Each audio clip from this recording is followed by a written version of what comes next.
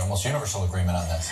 I actually have to disagree on this one. Okay. You know, we're all looking at Mike Brown, but the issue of law enforcement and the killing of unarmed African Americans and the assault of unarmed African Americans has been going on for decades and actually has nothing to do with Barack Obama. My first exposure to this issue occurred when I was 10 years old, when a 10-year-old boy named Clifford Glover was killed by an officer named Thomas Shea in New York.